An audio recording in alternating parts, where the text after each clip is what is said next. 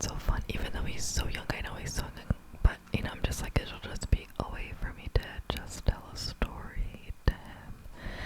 And like I said, he can get used to the sound of my voice. It's not really about the book, but just a way to connect, just reading stories. Now, I also was so excited because I saw an English section that I didn't know that they had. So I had to get myself a couple books. I don't know, I just love the feeling of buying books in the store myself, hands on it. I can flip through the pages and look at different books and see what I want. I'm totally not a person who likes to read on screen, on a Kindle, or on the phone. I can do audiobooks sometimes, but then I kind of get distracted. But I just love sitting down with the hard, you know, copy of the book in my hand. So I got Animal Farm by George Orwell. I was actually pretty surprised when I saw this book. It was the only one that they had. I did read 1984, which I thoroughly enjoyed, would read again, and I heard of Animal Farm, so I'm so excited to give this book a read. There's so many books on my list that I want to get. Now, this one was quite interesting to me. It is a thriller book called Trauma Land. Thriller books are not my type. Typically, I go for fantasy books, you know, sci-fi, kind of, but I saw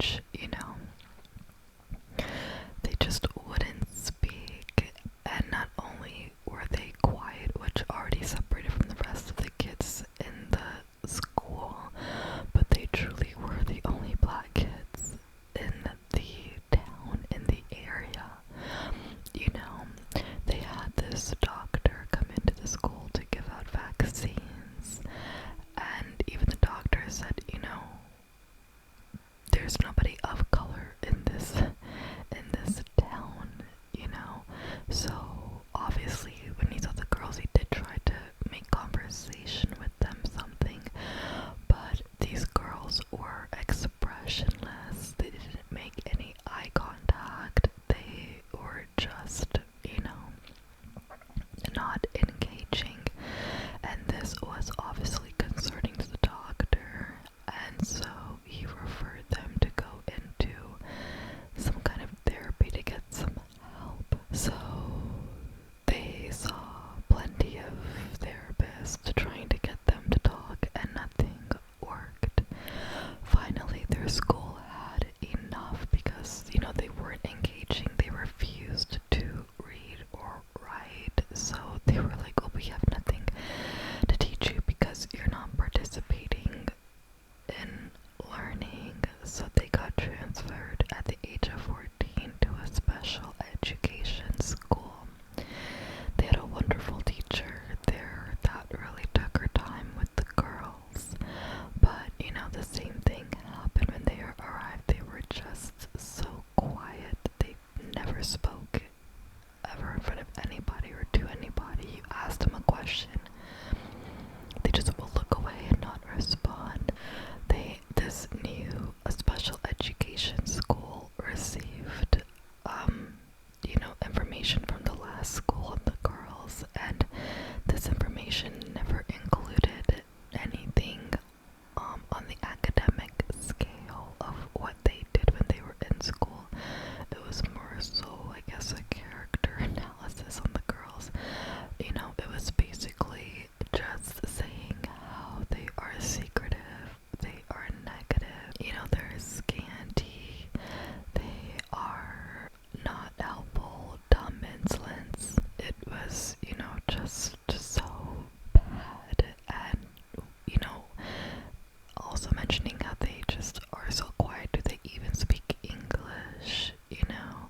So this new teacher had them, working with them one-on-one, or the two girls together. And because they wouldn't respond to the teacher, they actually did respond to this kind of a machine that they were using to help the girls with pronouncing words and saying sentences. And you would run this paper through the machine, and the teacher would ask them to say what it is.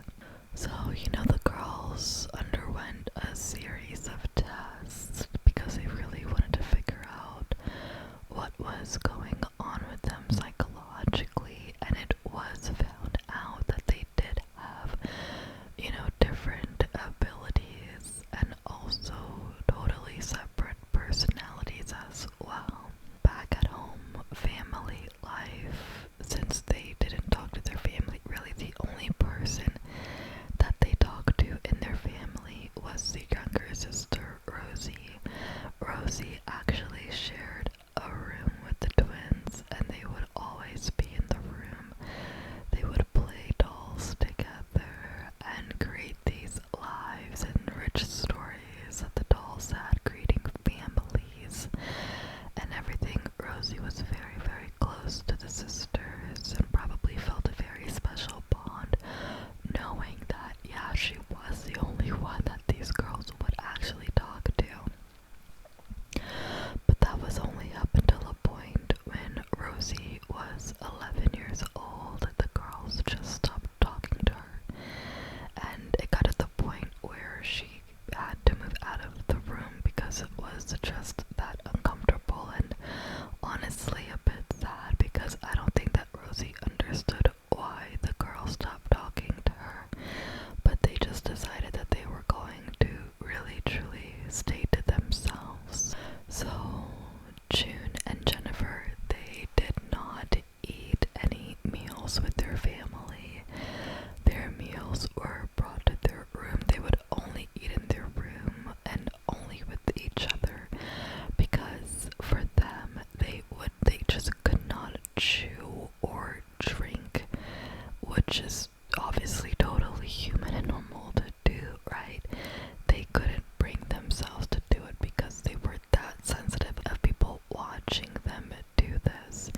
When they were at their school at the lunch table, the girls would, be at this lunch table with other kids, and, you can see the pace that the other kids are eating at, and then you can see the pace that the girls are eating,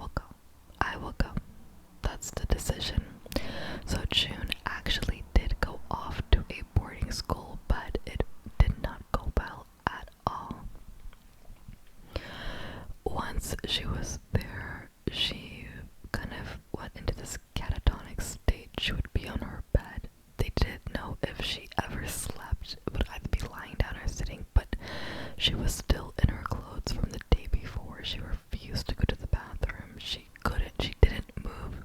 Obviously, she didn't talk. She would just be, sitting there crying, staring off, crying. There would be like tears running down her face, stuff coming out the nose. It would just be like a bunch of stuff hanging off of her face, and she couldn't wipe her face. Nothing. You had the staff try to help her, and she was just like a crying statue almost. We can see her hair in this video where she's just standing almost statue like, can't move. I mean, it's so sad. I mean, these are kids, they just didn't know how to deal with this emotionally. It was quite interesting because Jennifer, she wrote in her diary before that separation happened, she said, "I know that my real twin is out there somewhere. My real twin shares my looks, shares my personality, my weaknesses, my strengths, is the exact same height as me, shares my ambition, my dreams. There are literally zero differences between my real twin and I. June cannot really be my twin. My mother said that I was a tad bit taller than her when we were younger, and we do not have the same body type at all. June doesn't think like how I do, exactly how I do, and I do not like differences."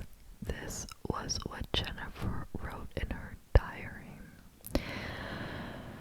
Now, it is believed that June had more of, I guess, a sense of self.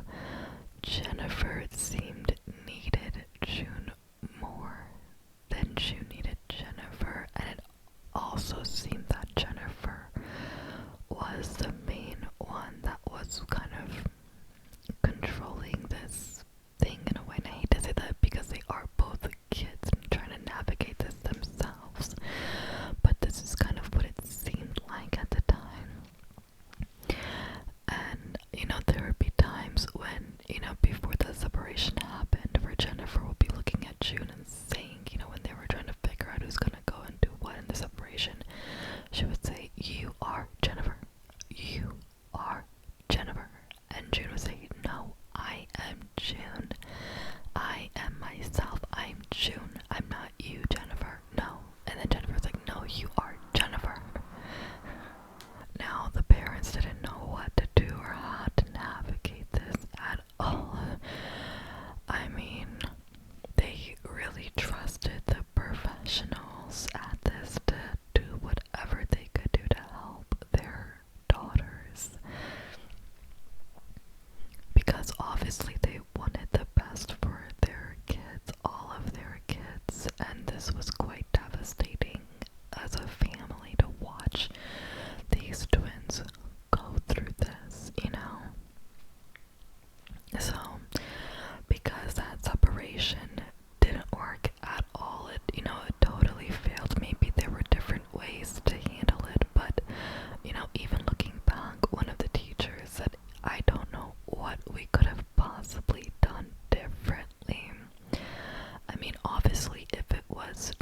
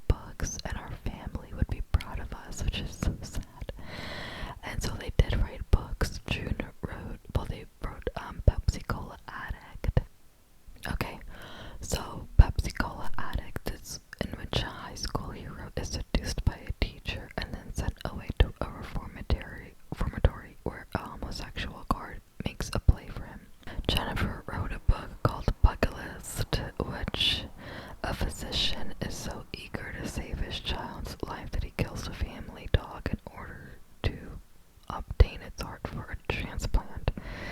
The dog's spirit lives on in the child, and ultimately has its revenge against the father. My goodness, that actually sounds kind of scary.